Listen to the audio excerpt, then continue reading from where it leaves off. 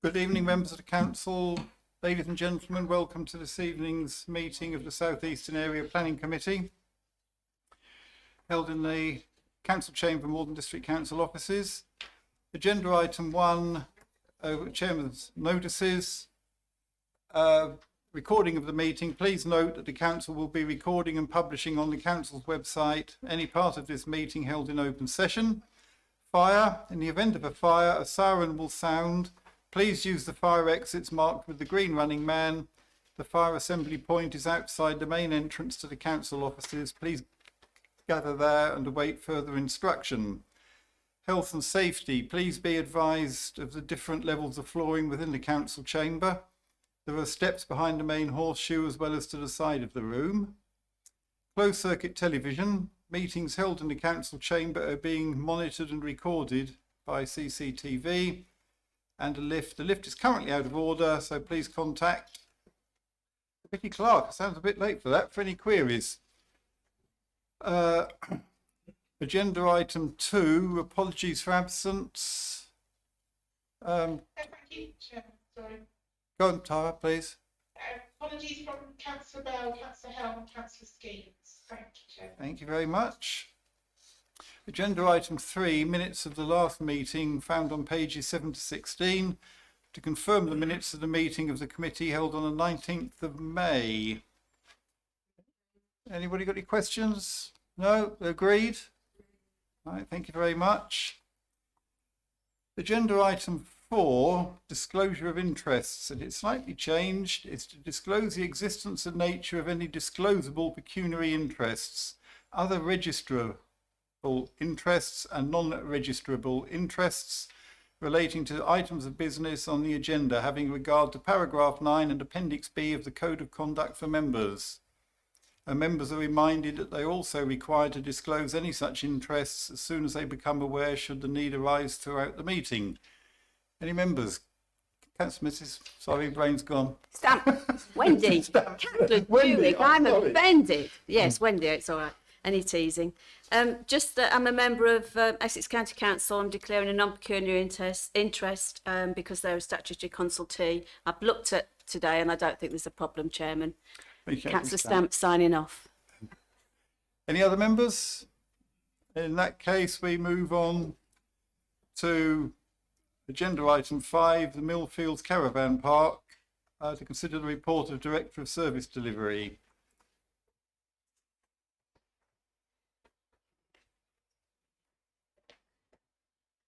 Thank you, Chairman. So, yes, that's good. So the application site is approximately 2 hectares in size, it has a lawful use as a caravan site, and it is located to the west of Station Road and the Denty 100 Sports Centre, north of the River Crouch, which is down here, and outside the settlement boundary. Planning permission for the erection of a single-storey multi-purpose building, that one here, formation of hard standing to be used as an access road and provide off-street parking, and the stationing of a total of 52 caravans was approved on the 13th of September 2019 under the terms of application 18/00381/FUL. The current proposal, which is on the right-hand side here, seeks permission to vary conditions 2 and 3 in relation to the previously approved plans, to intensify the existing use of the site, increasing the number of caravans on site from 52 to 55, with their associated car parking spaces. The 3 additional caravans are proposed here in this area on the southern part of the application site. No other changes are proposed in relation to the approved layout or the multi-purpose building or hard standing or landscaping, apart from what already been said. So this is a slightly close review of the revised layout plan. These are the proposed floor plans and elevations of the previously approved multi-purpose unit. No changes to that. I just included it for clarity. And these are some photographs of the site. This is the access, vehicular access to the site, the southern part of the site and the northern part of the site. This is from Station Road looking to the south and looking to the east along Station Road. And these are views from River Crouch to the south. Having taken all material planning considerations into account, it is considered that the amended proposal would be acceptable in planning terms and in principle, and it will accord with policies S8 and E5 of the LDP. The impact of the development on the character of the area and the amenities of the nearby neighbouring properties has been assessed and found to be acceptable. The amended proposal would not result in an unacceptable impact on highway safety or the free flow of traffic, and it would provide sufficient off-street parking to meet the needs of the amended development. The scheme would not result in a material increase in flood risk on-site or elsewhere, and surface water will be managed by condition. The amended development, by reason of its scale and nature, would not pose any additional threat to the nature conservation sites to the south or protected species from that already assessed and found acceptable under the terms of the previously approved application. For these reasons, the development is considered acceptable and in accordance with the aims of the development plan, and is recommended for approval, subject to conditions on pages 26 to 28 of the agenda. Thank you, Chairman. Okay, thank you. Any members have a viewpoint? Councillor Mrs Stamp. Yeah, thank you, Chairman. Sorry, Chairman, just to interrupt, we do have a public speaker for this item of business. We do. He's here, yes, Mr Hancock, he is online, he is on the team school, Chairman. Okay, Mr Hancock. Hello, good evening. Just to clarify, I'm speaking as the agent for the application. Hang on just one moment. You'll have 2 minutes when it's all ready. Excellent, thank you. Okay, when you're ready. Thank you very much. Thank you. Thank you. Good evening, and thank you again for this opportunity to speak on behalf of the applicant. I'm not going to use all of my time to bore you by regurgitating the salient points in any great detail at all. Your officers have already presented the merits appropriately in their report to you. It is, I think, essentially just the applicant's point of view that he wants to bring forward a little bit of the site context. And that really just begins from about 8 or 9 years ago when the applicant was tendering for the land with the vision for the site. And as we all know, in the last sort of 8 or 9 years, the driving forces for the economy have hugely shifted over that pretty long period of time. Because of that, there's been so many waves and changes to the way that holidaying can and probably should occur in the UK, and the holiday park operators are needing to change the offer of their parks just to respond to these driving forces. So the revised layout of this proposal reflects that change to capture these changes in the economic climate and the increasing rise in the holidaymakers are choosing to, or rather in some cases needing to stay in the UK for their holidays rather than go abroad. So what's been proposed is simply a layout that takes the most advantage of the site and its assets and its potential for delivery as a holiday park within your district. And so in closing, I'd just like to thank you for this opportunity to speak. Thanks. Thanks, Dave. Thank you very much. Right, members. Councillor Mrs Stamp, you wanted to speak. Good, Chairman. Thank you very much. I'm afraid I actually don't agree with the Speaker and the officers. I've read it in quite a lot of detail and I've put squished. These are my words anyway, squished, because you do forgive me. It breaches the application. Site is outside the defined settlement boundary, which we all know that sometimes this council seems to do. It does intensify, Chairman, the site. 3 caravans sounds minimal, but if you actually look at the way it's actually been positioned on there, 53, and we're going up to 55, or 52 going up to 55, Chairman. I think it does make a substantial difference. I don't like the way it's crammed in. The idea was this was supposed to be a really nice, well laid out caravan site. Yes, there has been one there since it says here 2006. I think it was there before then, but I won't split hairs. I think you've got 3 hard stand-ins for car parking spaces. That's another 3 bits of concrete. I can't see that there's any more cycle bays being made. I think it's 1 to 4, is it, on the report, 1 to 4? Even with the increase of 3 more caravans, we're not actually going to green. We're not going to look at reducing the car journeys. We all know how difficult it is going to be to go down Station Road, Millfields to get to that site. So to me, 3 vans maybe seem minor, but every time we're getting a planning application in Burnham-on-Crouch, everybody's coming back and saying, can I have 3 more, 5 more, 10 more, or 25 more? Well, you only have to keep adding that up, Mr. Chairman, and it actually equates to quite a substantial more houses or caravans that we're getting.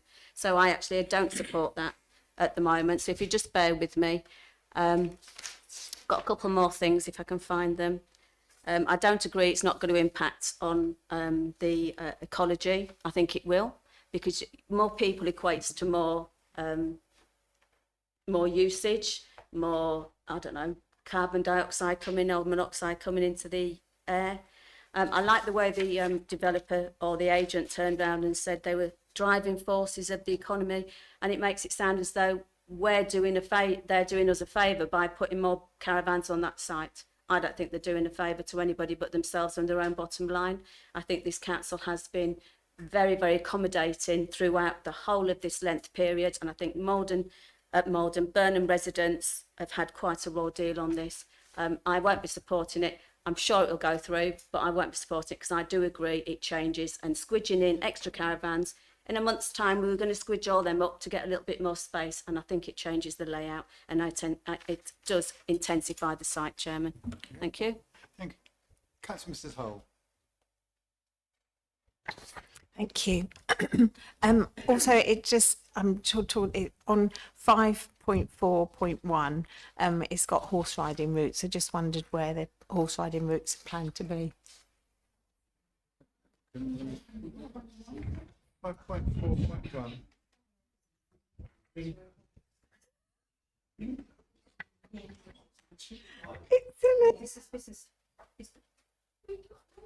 What was the question? Where are the horse riding routes? This is just... Through you, Chairman. This is from policy D1. There aren't any horse riding routes within the site.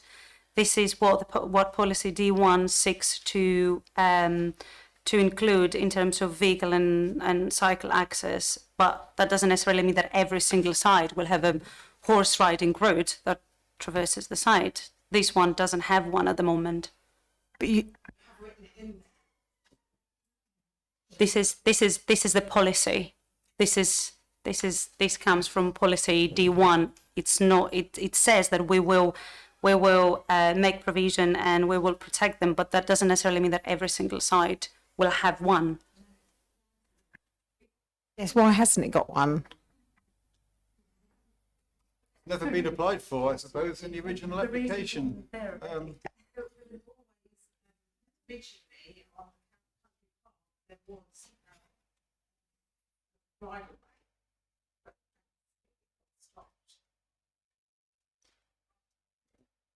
Through you, Chairman, as far as I'm aware, there isn't any bridleway coming through the site.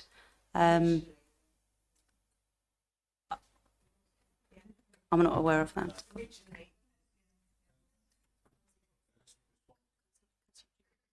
We have no bridleway. Go ahead. Thank you, Chairman. Just wanted Don't put your mics on. I think we're having trouble with them tonight. Okay. Thank you, Chairman. Just to remind members what this application is about. The application seeks an alteration to condition 2, an amendment to condition 2, to accommodate 3 additional caravans. That's all that's been applied for. The principle of the development is as largely the same layout, except for the 3 as approved. That has been approved. It has permission. We can't introduce additional elements into it unless that's what was applied for by the applicant. That's not been applied for. It's just for the 3 units. So it cannot be judged against any other criteria apart from what's been applied for as a change to the existing permission. Thank you, Chairman. Okay, It is I understand what in you're the. saying. It is in I there. think, yeah, it's unfortunate the wording there. I understand why there's been some confusion with it. Councillor Mrs Chandler was next. Thank you, Chairman. Actually, I was going to more or less say what the officer had said, and I have totally agree with the sentiments of Councillor Hull, because I know she's very keen and makes the case every time with applications. I think it was a pity that actually, by the time we considered the initial application, perhaps we didn't then try and see if the developer would incorporate something then. But we are where we are, and unfortunately, this is, as the officer said, a variation of conditions to have the extra 3 caravans. So I think we lost out at that earlier stage, unfortunately. It is certainly something we seem to be having happen on a regular basis, because nearly all these applications that come forward, somebody says, well, where's the horse routes? And there aren't any. Councillor Bassinger. Thank you, Mr. Chairman. I would just like to carry on with the points that Councillor Stamp was making, and the word squidged, and the fact that we agree something and it comes before and we all agree it, and then it comes back and they want to put in another 3 things. Well, when you look at that, if you add another 3, it actually affects everybody in that area, because if you squidge on another 3, then all the rest have to sort of kind of like squidge up a little bit more and move around, because it isn't just putting 3 on, it would affect everybody who's there. But I just think it sets a precedent that every time we approve a planning application and there are conditions, it pops straight back and somebody wants to either remove those conditions or advance those conditions in some form. So I won't be supporting it, I'm afraid. Well, that is the right of the applicant. They can always Absolutely. change, they can always change any application that they've originally done. It's for us to decide whether or not we can justify agreeing or refusing that. And that I am aware of, but it just becomes the norm that we agree something and then they come back, which is their prerogative. I do understand. If it's a minimus change, and it's difficult sometimes. Councillor Fluker. Thank you, Chairman. Yeah, I take on board what Councillor Stamp says, and she's got every right to be concerned with the situation in Burnham. But I think, Chairman, it's paragraph 7.1, the Burnham-on-Crouch Town Council are actually silent on this.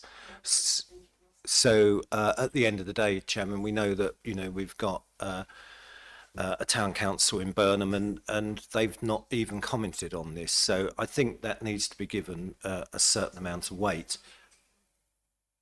So, Chairman, members have spoken to the effect of this, but if you look where one of the caravan goes, you've got a block of 4 in the middle next to the leisure centre, and one additional one goes in there. Well, you wouldn't be able to see that anyway from the outside, and the other 2 are put in around the edge at the bottom there.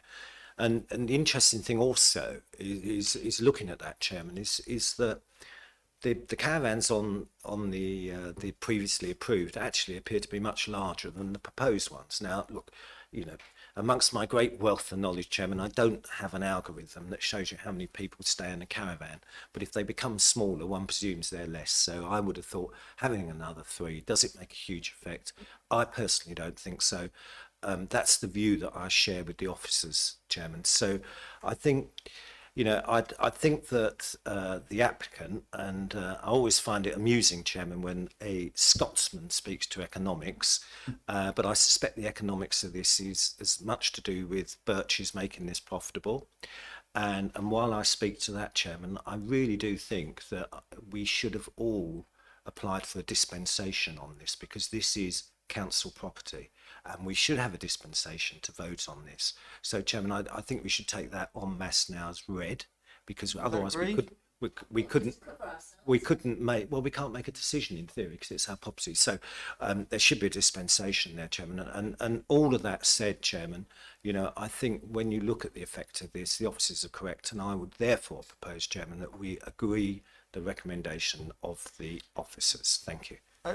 Just before I move to Councillor Boyce, there's just one thing. You have raised a point.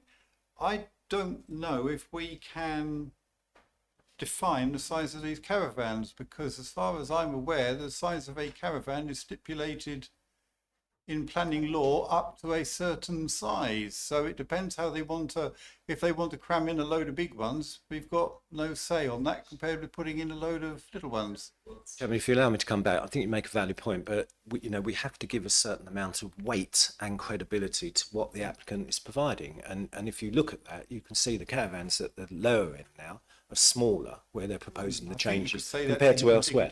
So, it may well be indicative, but, I think we should be mindful of that, Chairman. But I have made a proposal, but I don't think it's been seconded yet. Thank you.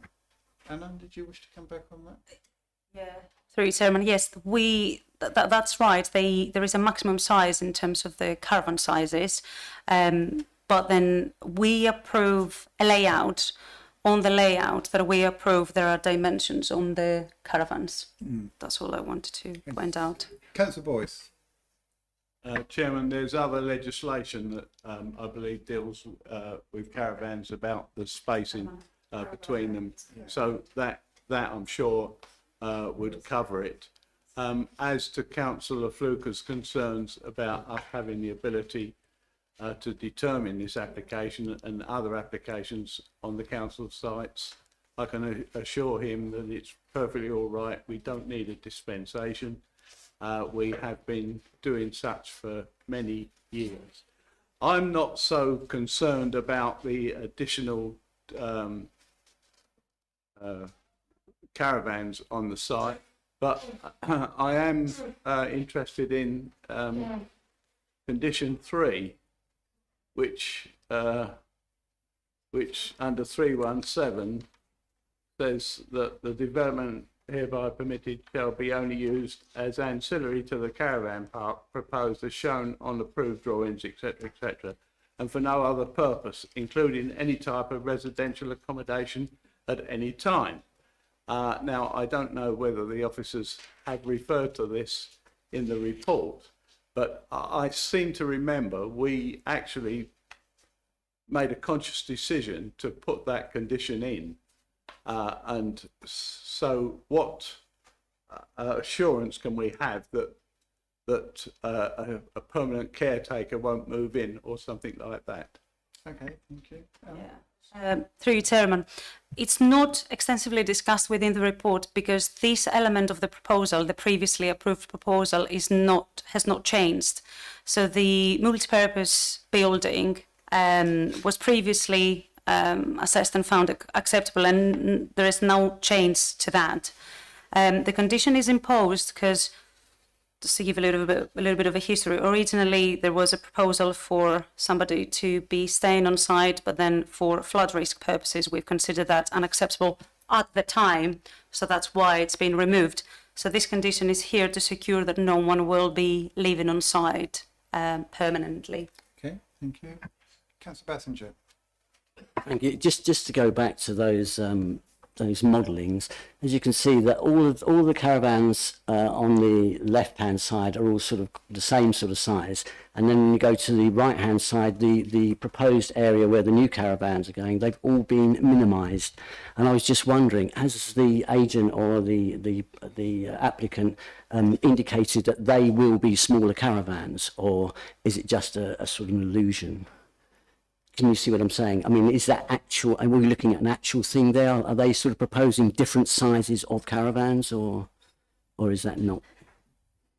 Chairman, again, you can't see them on the plans, but if you see here, there are dimensions on the on its caravan. They don't have to submit elevations or floor plans for caravans because they just need to comply with the Caravan Act and the sizes, but there are dimensions on the plan, so we can control the layout plan, but obviously we wouldn't be able to control anything that has to do with appearance of the caravans. Also, just to highlight again, when I did the presentation, the caravan has a lawful use as a caravan site already, so it can be used as a caravan site. Yeah. Correct. If I may come back, so they are going to be smaller caravans in that area where we're having additional caravans, basically. Through you, Chairman, this is what's been applied. This is what's been shown on the layout that we're recommending for approval tonight. Councillor Boyce. I'll second Councillor Fluker's proposal. Well, it is proposed, so duly proposed and seconded, and offers a recommendation to approve. Those in favour of approval of the application as Can I have a recorded vote, please, Chair? can. Is that seconded? Seconded. Seconded. Those in favour of approval, please show. 1, 2. Chairman, sorry to interrupt, if it's a recorded vote, I need to just call out the names and record them if that's okay. Okay, I'll leave it to you. Sorry, Chairman. Members, if you can indicate for, against or abstain when I call your name out, starting with Councillor Bassinger, please. Against. Thank you. Councillor Beale. For. Thank you. Councillor Boyce. For. Councillor Mrs Channer. For. Councillor Dewick. Abstain. Councillor Fluker. For. Councillor Hull. Abstain. And Councillor Stamp. Against. Chairman, so the results of that are 4 for, 2 against and 2 abstentions. Thank you, Chairman. Okay, thank you very much. In that case, that is approved. We move on to agenda item 6, which is the Cap and Feathers Inn, South Street in Tillingham. And it's the proposal is the confirmation of TPO 3-22, and the reason for referral to the committee is decision on confirmation of a tree preservation order as per the council scheme of delegation, with a recommendation to confirm the TPO without any modifications. Councillor Fluker. Sorry, Chairman, I just wanted to raise a point of order in relation, I suspect, the procedure rules, but I think probably the other rules that apply. Chairman, I understand that the applicant who's appealed this has been told by the council that he cannot speak at this meeting, which Councillor Stamp is wording the question why against the chamber. So I'll echo that, Chairman, on the basis that I know other local authorities, when they have such issues of this to consider, they do let people speak, because at the moment we don't really know why the applicant is against this, and I think personally he should be given the opportunity to speak. So that said, Chairman, I think we're now going to go back to procedure rule 21, I think it is, and that is, Chairman, that we suspend standing orders and we allow the applicant, if he so wishes, to address the committee, because nobody's got a clue otherwise what this is all about. Well, I don't know the answer officially on it. I mean, personally, I don't have any objection. I suspect it would need to be a member's decision, but please. Thank you, Chair. I'm not quite sure if it's a case that nobody understands what it's about. The application speaks for itself. There are 2 related applications. The second one follows on from this one. The application, as many has been submitted before committee, seeks confirmation of a tree preservation order, which has been evaluated and recommended for such to committee by officers, as has happened many times before. The second application stems from an application for works to those particular trees. So I think the application in front of us here are quite clear. I think, if anything, I will concede to the fact that it may not be fully understood what the objection is. Yeah. But in terms of the application, I think that it's pretty evident what's in front of us. Thank you, Chairman. Okay. Councillor Mrs Channer and Councillor Mrs Stamp. Thank you, Leader. Yes. Chairman, I can remember something similar coming. I brought it myself about a tree preservation, and the person was allowed to speak on it. So I don't see what the difference is, why the applicant... it actually, I can't remember, but it was, I think it was Malden Road, but I know I did it and they were allowed to speak, Chairman. So I will second, if Councillor Fluker is proposing to suspend standing orders, I'll certainly second it. Well, I can recall people speaking on TPOs before, I'm sure. So, Councillor Mrs Channer. Thank you, Chairman. Just to say, I can see where Councillor Fluker's coming from, because I don't recall anything in the Constitution that says regarding certain applications there can't be public speaking. And at the previous application we just had, we had allowed the agent, we had an application there which one could say was clearly defined and officer approval, and we might have had views, but the agent on behalf of the applicant was allowed to speak. So I'm trying to just work out what the difference is regarding a TPO, and to me there shouldn't be any, because I don't think our public participation or speaking defines that regarding a TPO. I don't know if there's any clause that states that. Chairman, would you like me to explain? Would that be helpful? Yeah, yes, please, Tara. Chairman, under the council's public speaking protocol, it doesn't allow for speaking in relation to tree preservation, which is very specific in what areas that public speaking applies to. And we have taken advice from the monitoring officer, and that was his advice as well in relation to tree preservation orders. Chairman, I mean, yes, of course, the monitoring officer will always speak in favour of the protocol until it gets changed by members. I'm staggered that that's actually in there, but I think I agree with Councillor Stamp. We have allowed this before, so Chairman, the gift of suspending standing orders and everything else is with you. So, I'll make the proposal, Chairman, that we suspend standing orders and we allow the applicant to speak, and I think that will be seconded by Councillor Stamp, so long as it's within the rules of 2 minutes. Thank you. Councillor Boyce. Chairman, I'll need to refer to Miss Bird, but I believe the suspension of standing orders is not so simple as a proposal and a vote. So if I could, through you, Chairman, ask Miss Bird if she could read the relevant rule. Yes, certainly. Miss Bird, can you do that for us, please? Yeah, of course, Chairman. So, Rule 21, suspension of standing orders.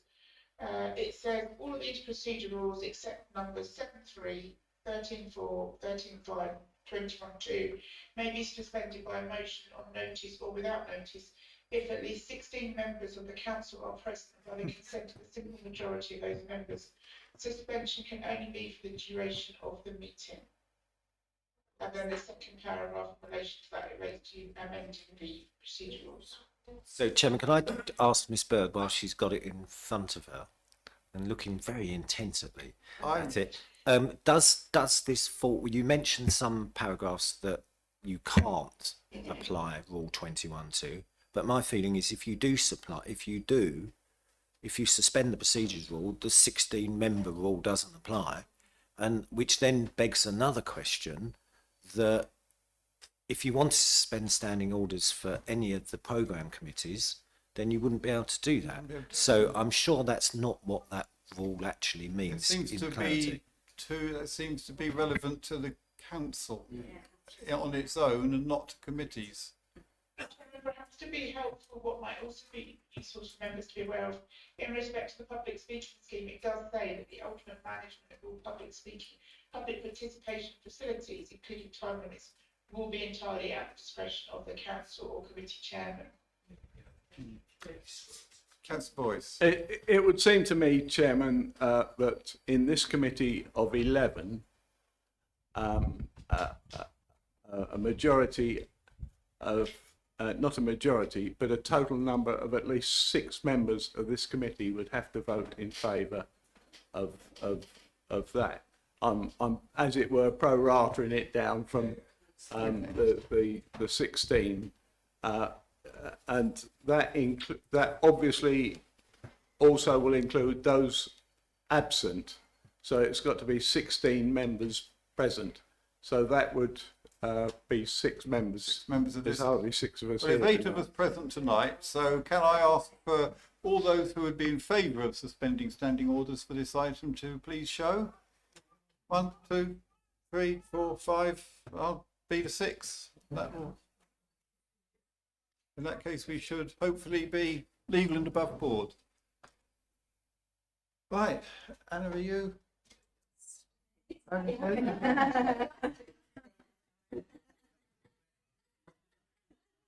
Even says so here.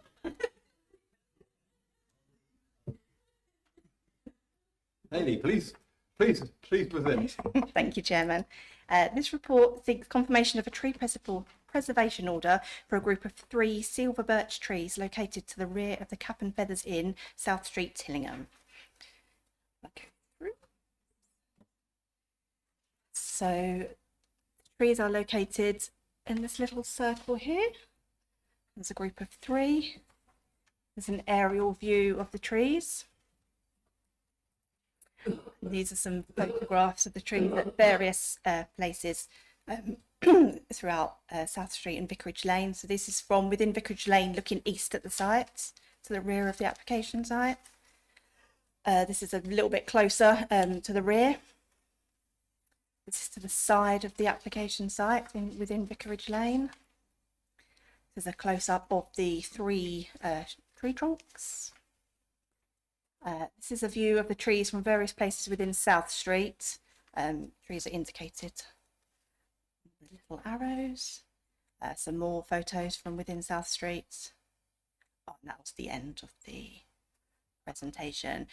The council received an application to reduce the height of the trees by 1.5 metres and the removal of a lower branch overhanging the outside seating area, as it is located within the Tillingham conservation area, and the works would require permission. However, due to the prominent location and the size of the trees, along with the lack of arboricultural justification for the works, it was considered that the works would materially impact the amenity of the area and the future health of the trees. Therefore, a tempo assessment was carried out and the trees scored 20 out of 25, warranting a tree preservation order. A tree preservation order was then served on the 29th of March, as an unresolved letter of objection has been received in relation to the TPO, stating that the resin from the trees drops into the garden area, as well as the mess from the pigeons sitting in the trees, resulting in unusable areas within the garden. Also, the trees are lifting slabs, causing trip hazards and reducing the area of garden that is used for seating. The question of whether or not to confirm the TPO has been brought before members. However, it's the officer's recommendation, based on the amenity value and the long-term health of the trees and the lack of arboricultural justification for the works, that the TPO should be confirmed. Thank you, Chairman. Okay, thank you very much. So I believe we do have somebody who wishes to speak on this, then, which we've agreed will happen. Mr. Sean Cole, if you'd like to step forward.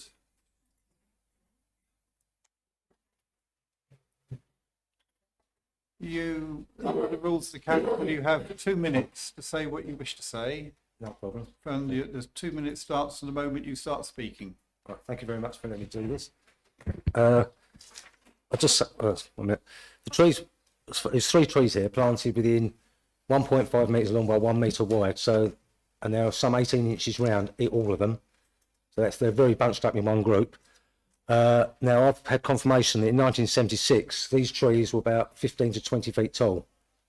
So if you take that, roughly 1970, they were planted, that makes them 52 years old, which a useful life of a silver birch, I've searched everywhere, is 40 to 60 years. There's a lifespan for a silver birch. So they're coming to the end of their life anyway. As it's said before, these are lifting patio slabs, causing trip hazards in my garden. At least 25% of the garden's lost because of this. Sat in the spring covers, cars in the car park, covers all the seating area, etc., and tables. And the pigeons, and I've used various pigeon scarers, which don't work at all. They do for a short time, but they stop working. There's mess everywhere, all over the garden furniture, all over the beer, umbrellas, etc. Now, I'm asking them to be removed, and at the end of the day, I don't want to replace them if they do go, but I'm not asking them to be removed. It just impacts on the business generally for me. Now, from my understanding, the difference between a TPO and these trees are located on conservation land. So the only difference between a TPO and trees on conservation land is that if they fall down or die, I have to replace them under a TPO, but under conservation I don't.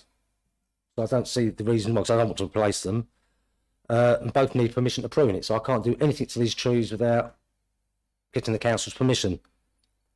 Now, the other thing is, I believe there's a 300 to 400 year old oak in the park opposite that's been pruned and hacked to pieces, and there's no TPO on this tree. And I just feel victimised because of this, to be honest. I think the council are not handling this very well at all. Thank you. Okay, thank you very much. Mr. Johnson. Sorry, just a point there, just that we need to focus on the trees which are the subject of this application. Anything outside of that in terms of the application is a personal opinion. Thank you, Chairman. Right, any members wish to comment on this? Councillor Fluker. Well, no, it's not. It's Councillor Dewitt's ward, actually. Yeah, I mean, look, Chairman, it's as far as trees in Tillingham have been, concerned, it's been quite a distressing week. And I hear what Mr. Johnson says. We're looking at this from the point of view of a TPO. So, I can see where the council is coming from this, but I think we really have to be mindful of the fact that these trees are getting towards the end of their life. I know from the neighbours that a lot of detritus or twigs and leaves and everything else come off the trees when the wind's in the southwesterly and sort of heads towards those cottages to the left. And I know they're concerned about the height of these trees, but I think we do need to focus on whether or not it's in the best interest of the conservation area whether to have the TPO or not. And my view is, Chairman, is that if the trees were to fail over the next couple of years and the applicant is then obliged to plant 3 new trees, that's not going to resolve any of these problems, whether it's now or for our successors entitled, because we're still going to have problems with them affecting the business area at the back. There's still going to be bits are going to come flying off onto the houses nearby. So I don't really see the point of doing this, and I don't understand, Chairman. And look, we've got to look at precedent. We always get told to look at precedent, and you've got this situation where you've got a 350-year-old oak tree in the conservation area in the park, which, look, I'm not an arboriculturist, but I cannot believe what that looks like now. I must agree with you. And there wasn't a TPO put on it, and it's in the conservation area. So why one and why not the other?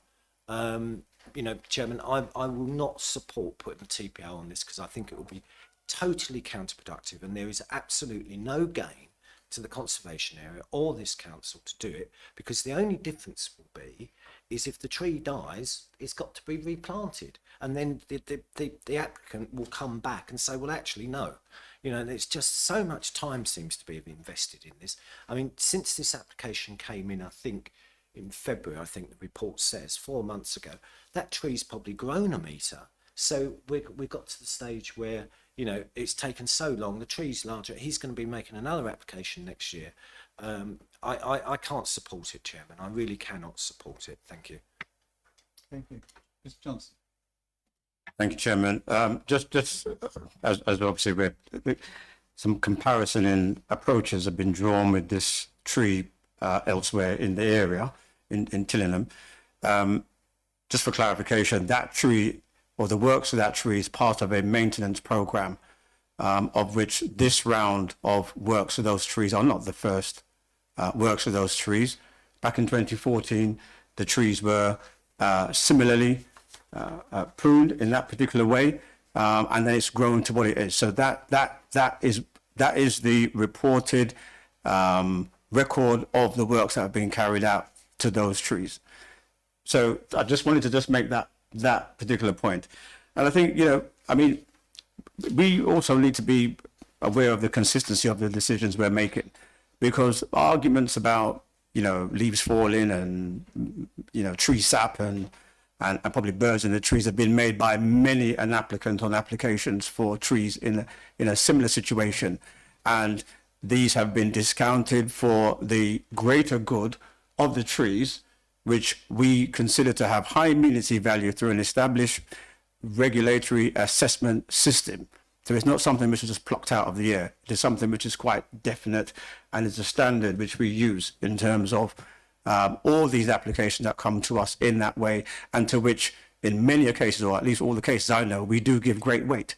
So then to sort of discard it for, and again, I would add, in the officer's report, it has been pointed out that arguments have not been justified. There would need to be a particular arboricultural justification, but for the works, there was no reasonable arboricultural justification.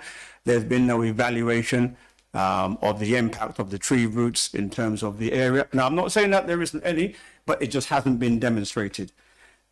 Also within the report, as in all these reports, it does say that it does not mean that works can't be carried out to this tree.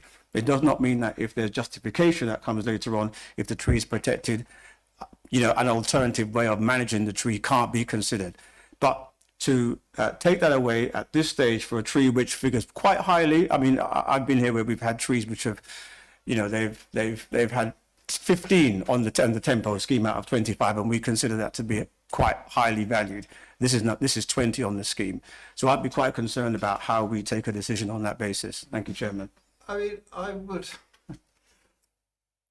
I don't understand myself the need to put a TPO on this when basically any works to be carried out on that tree are covered by the conservation area anyway. So, as has been pointed out elsewhere, I mean, the only thing is it would mean that if we had a nice big gale this winter that blew them over, the applicant would have to, or the owner would have to replace with 3 new trees, which they wouldn't have to do if we just left it without a TPO on it. And to be quite honest, having seen the mess, and I can't describe it as anything less that has been made within eyesight of these trees of an oak on the other side of the playing field, I went and looked at it this morning, and it is an absolute disgrace. I cannot believe what's happened to it. As a personal view, as a gardener and somebody who's planted and let grow hundreds of trees, I just think it looks appalling. I know Councillor Fluke has sent round a few photographs of it to various people, but everybody this weekend coming will see it from the flower show. I mean, it's just dreadful, and that we are now saying that we can tell other people how they can look after their trees or not. And I'm just disgusted by it. I really am. It may not be relevant to this application as such, but if you go and have a look, please. Councillor Fluker. So let me come back, and I'm conscious of the fact that other people want to speak. But look, I mean, paragraph 5.3 seems to be sort of a contrary comment to what we've just heard, because it says the tempo, which is designed as a guide to decision making, only a guide to decision making member in 5.3.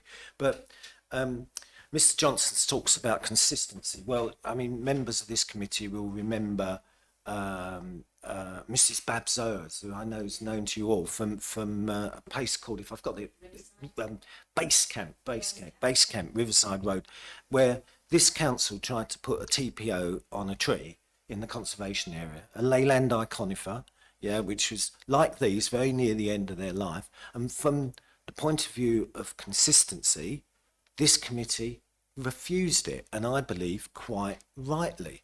And then we've got consistency, Chairman, whereby, you know, Mr. Johnson talks about consistency and the importance of agreeing these. And I would say normally I would support this, and not least of all, you know, I've planted hundreds of trees over the years, but you do have to look at the oak. They've applied to do some work on it. I don't believe it's been executed according to the planning permission, but the officers do, so I have to accept that. But at no stage did the council say to the owner of the oak tree, we're going to put a TPO on it.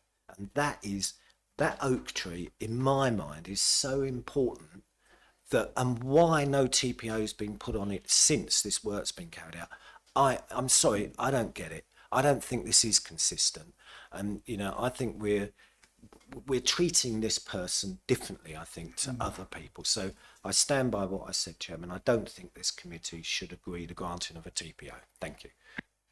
Councillor Mrs. Stamp. Thank you, Chairman. I'm actually going to be, on the rare occasion, yet again, agreeing with Councillor Fluker.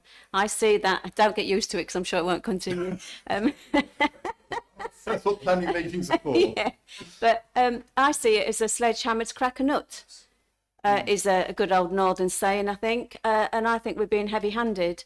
I certainly agree with that tree. I was absolutely distraught when I saw the picture of the after of that tree. I couldn't believe it. We've all got trees. My next door neighbour's got trees bigger than that. Do you want to come and put TPOs on that? Because seriously, they cause, the roots are coming up in our gardens. So I think we do need some consistency here. I'm also going to agree. I'm not going to support the council, Right, the for those- recommendation, Chairman. Thank you. For those members who don't know, the other side of the playing field at Tillingham 3 weeks ago was a magnificent oak tree, and today it's a skeleton with literally 99% of its leaves removed and branches removed. It's awful, absolutely dreadful. Yeah, the pictures don't do the fact justice. Councillor Bassinger. Yeah, Mr. Chairman, I would just like to say, I mean, we've all seen the pictures that Councillor Fluker sent, and I must say they are absolutely shocking. And to think, I mean, there's trees and trees, and if you look at silver birches, you know, they do become a nuisance. They grow very tall, they get very leggy, and they do need to be looked after. Otherwise, they just become like a conifer. They just become an eyesore. If you're looking at an oak, which I know we're not supposed to be talking about, now that's something that needs protected, and I just cannot believe that that was allowed to happen. And whoever conducted that work, you know, they are butchers, and it's shocking. So, you know, I absolutely agree with everything that's been said. And just to go over it again, you know, this is a tree that's in a conservation area, these trees, so they are already protected. So, as Councillor Stamp said, we are sort of over egging this a bit, I think. Councillor Mrs. Channer. Thank you, Chairman. Bearing in mind the proximity of trees to in the rear garden of the pub and the seating area, actually, the report does make reference to the health of the trees. But are there ramifications of the trees having a TPO stuck on, with all due respect, pigeons and pigeon droppings falling onto an eating area?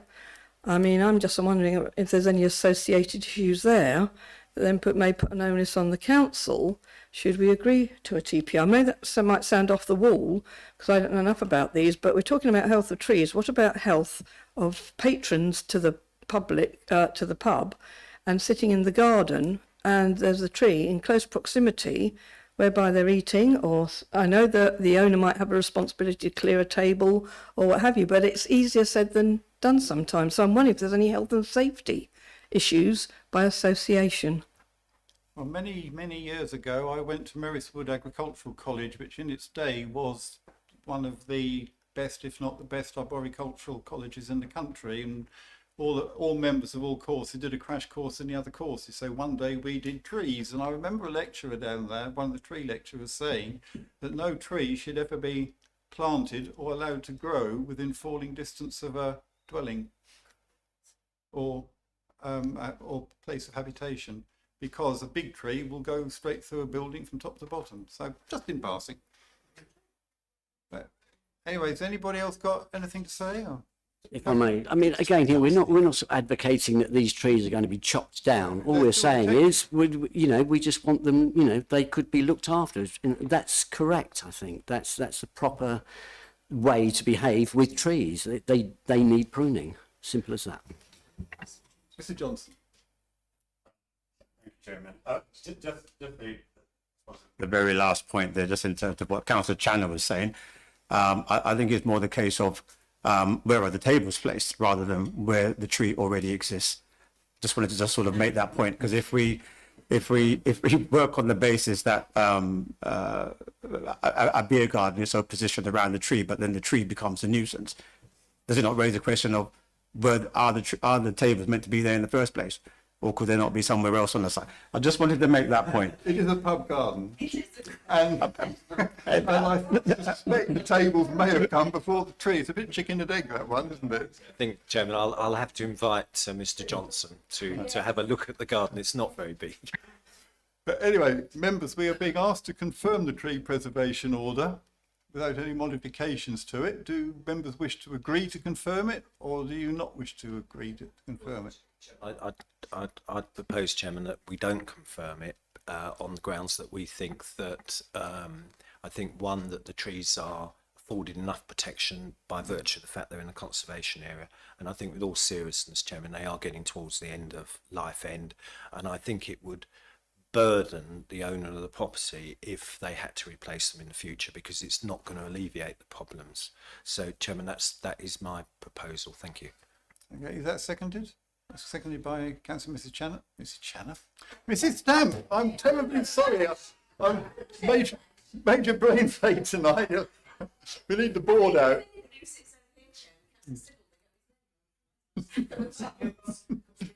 Anyway, back to reality. I'm sorry about that, but the proposal, duly seconded, is that we do not confirm that tree preservation order. Members, when those in favour of that, would they please show? 1, 2, 3, 4, 5, and any against? None. So in that case, that we do not confirm the TPO. So, sorry, Councillor Beale. Yes, I've got terrible difficulty at the moment placing where sounds come from, so I'm sorry about that. Had to start at the end and look round till I found. If there was an order requesting to replace those trees and put into a different position, would that be allowed? I don't think it's relevant to this item now, but I really don't know the answer to that. Do we have an answer, or?